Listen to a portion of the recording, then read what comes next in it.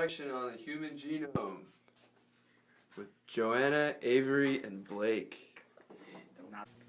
Humans diverged from chimps about 4.6 million years ago. Since then, we've both been evolving on separate paths, and one of us has developed curiosity about our own evolutionary origins. We have grown amazingly complex and enormous brains, advanced cognitive abilities, and opposable thumbs. With our unique utilization of culture, we have developed complex vocal organs and dietary improvements. These positively selected traits have made humans humans. So what exactly is positive selection? Positive selection promotes the emergence of new phenotypes. Positive selection is different than genetic drift. Mutations that emerge due to genetic drift are typically neutral, while mutations that emerge due to positive selection are typically more beneficial to the organism than the ancestral state. Genetic drift is constantly randomly changing our genome, but not all of our genomic changes are due to random variation.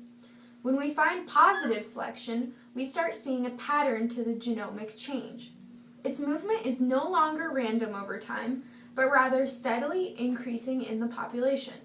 This is one indicator that positive selection, rather than random genetic drift, has occurred. Positive selection appears to have operated more intensely in the lineage leading to humans than in other lineages. So why are humans special subjects to positive selection? It's because we are unique and we become more unique. No other species can cook or run as fast as us or communicate like we do. These are all new phenotypes that emerged from our ancestral state. We are also a highly competitive species, and the race for evolution has augmented those unique features. The combination of unique phenotypes and interspecies competition to augment those phenotypes has made the human genome so special. That competition is known as Van Valen's Red Queen Hypothesis. Now here, you see, it takes all the running you can do to keep in the same place. If you want to get somewhere else, you must run at least twice as fast as that. Red Queen race. The idea is you have two different, you have the pathogen, you have the host, they're constantly co-evolving to compete each other. As one adapts, evolves, and gets a new weapon, the other one has to adapt and get a defense to it. And the new way to attack, a new way to defend. A new way to attack, a new way to defend. And then this one gets a new way to attack, attacks the pathogen. Then the pathogen gets a defense and gets a new attack. And it keeps going and going and going. However, with this race, there is no finish line. They just keep going until eventually one dies.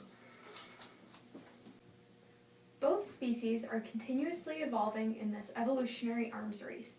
Since chimps and humans have different parasites and pathogens, they have separately evolved new and different ways to deal with those pathogens. Host-pathogen interactions are under strong positive selection in many species. In humans, the Red Queen race has produced the major histocompatibility complex, which is involved in antigen presentation. Other examples include beta-defensins, which function as antimicrobial peptides, and killer cell inhibitory receptors, which regulate early antiviral response. Genes involved in reproduction have been shown to be under strong positive selection, especially in male populations. The prevalence of positive selection on male reproductive genes is not unlike genes involved in host-pathogen interactions.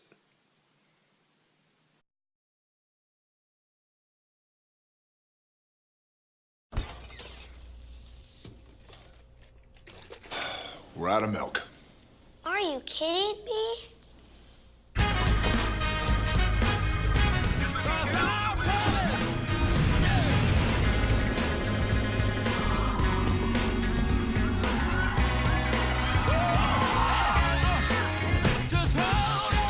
For most species, the ability to digest dairy ends in childhood. However, many human adults retain the ability to digest dairy. It has been shown that a derived allele of the lactase gene gives adults the continued ability to digest dairy. This allele has evidence of selection recently of only 10,000 years ago, which coincides with the emergence of agriculture and dairy farming. Due to its recent emergence and spread, it is seen as a strong positive selection.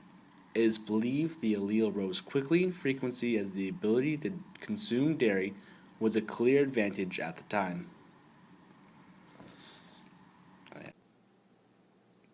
Changes in diet open new doors for natural selection to act upon.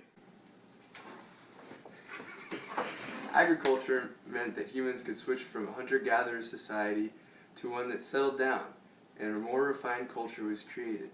This ultimately led to more time for intra-species competition.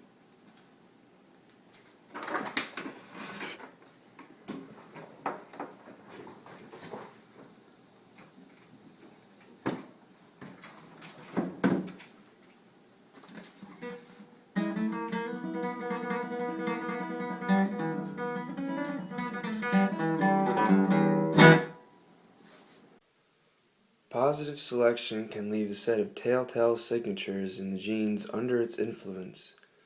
These are used by investigators to target genes of positive selection.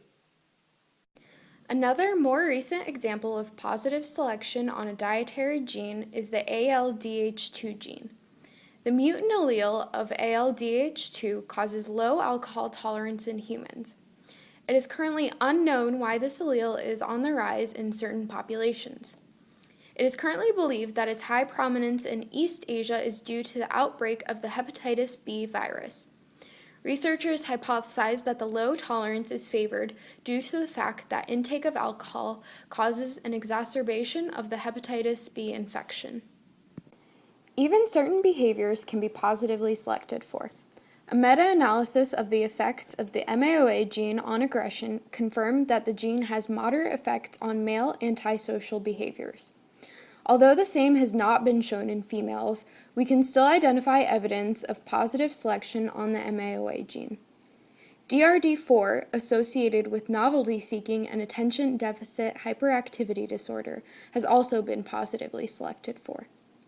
One of the better studied examples of positive selection on behavior in the human genome is the FOXP2 gene, which is associated with language learning. Many animals, including songbirds, contain a variation of this gene, but it is quite different in humans. In humans, mutations in this gene lead to a language disorder. This gene may also play a role in song learning in birds. According to Vallander, evolutionary studies showed that FOXP2 has evolved faster in human lineage than in several other mammalian species. This, coupled with human polymorphism data, suggests positive selection on this gene during recent human evolution. The FOXP2 gene shapes neural plasticity in the corticobasal ganglia circuits. Basically, the gene enables our brain to learn to move our mouths and vocal cords to form words. We can see genotypes and identify different alleles by sequencing parts of the genome. This is one way we can identify ancestral targets of positive selection on the human genome. In order to measure current human evolution, we have a more direct tool, phenotypes. After all, natural selection does not act on genotypes, but on phenotypes. We have records of phenotypes from long-term epidemiological and demographic studies. Since humans still exhibit phenotypes, positive selection can still occur on the human population. We have successfully overcome several forms of natural selection on the human race due to technological advances. Although modern medicine has dramatically increased life expectancy and decreased infant mortality, the human population still experiences natural selection. According to Stearns, the potential for natural selection only vanishes when all individuals have exactly the same reproductive success, or when no trait is correlated with the variation in reproductive success that still exists. So basically, when additive genetic variance is equal to 0. According to Byers, selection is decreasing the age children reach puberty and increasing the age at which women reach menopause. Since humans vary in their lifetime reproductive success, natural selection can still occur on the population. Humans have changed in many ways since we diverged from chimps. The human genome has been positively selected for many traits, including those concerning our immune system, our digestive enzymes, and our language abilities. Despite our advances in modern medicine, the human population has not ceased evolving. Modern medicine has certainly changed which traits are strongly selected upon, but since humans vary in lifetime reproductive success, we continue evolving.